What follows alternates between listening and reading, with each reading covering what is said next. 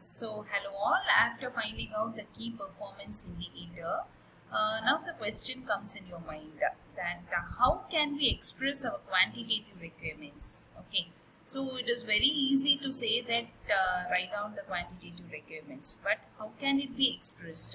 So it can be expressed in terms of SLIs, SLOs and SLAs, very important key factors. So let us see the difference between SLAs, SLOs and SLIs.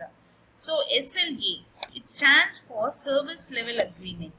As I told you, it is a binding contract that is providing the customer compensation if the service doesn't meet specific expectation. So this is what the commitment, it is a contract which shows a commitment of the provider. Okay, so if you could not able to satisfy that commitment, then you have to compensate with the customer. Okay, so SLA is a more restrictive version of SLO. So SLA is very generic way. It is just a contract between the customer and the provider. And now let us see what is a SLO, Service Level Objective. The service level objective is a number or the goal you want to achieve for a given SLI for a given duration. For example, do you want 95%? 99% or 99.99% of availability. So before having a contract with a client, you have to see your system requirement and then you have to set which factor you can take as an availability. Okay, so after knowing the objective, now the SLI comes. SLI is a measurable attribute of the service. So SLI is nothing but that is what the key performance indicator is. So what is a key performance indicator? Availability is taken as a key performance indicator. So now I will just approach this from bottom to top. Okay, so first what you have to do is first you find out the key performance indicator. That is, if you have fixed the key performance indicator as availability means, then you have to set the objective. So objective should be quantifiable. Okay. Then for availability, what factor of availability you are going to provide?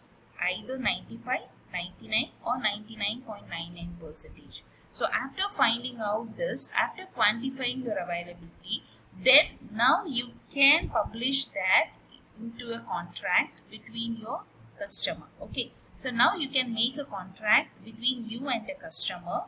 After knowing your system, after knowing its key performance indicator, after setting out the objective, now you can have an agreement. Okay, and the next factor is these are all the SLOs must be achievable.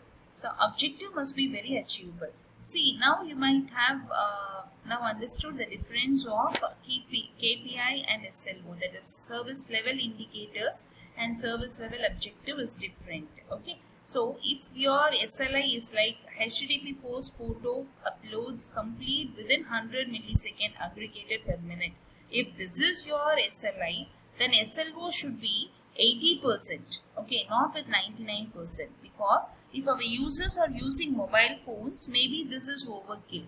So you cannot set the 99% as an objective. You have to think about which devices that user can access. Okay, so based on that, you have to set an objective as 80%.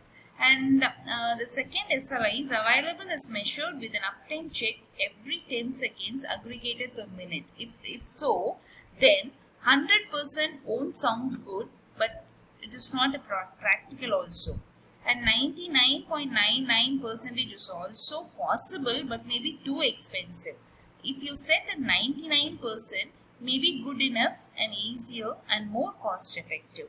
So for setting the SLO, you have to first fine tune your SLI.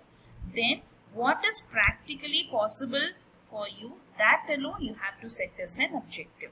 Okay, so tips for determining SLO is, the goal is not to make SLO as high as possible. The goal is to make them as low as you can get away with while still making users happy.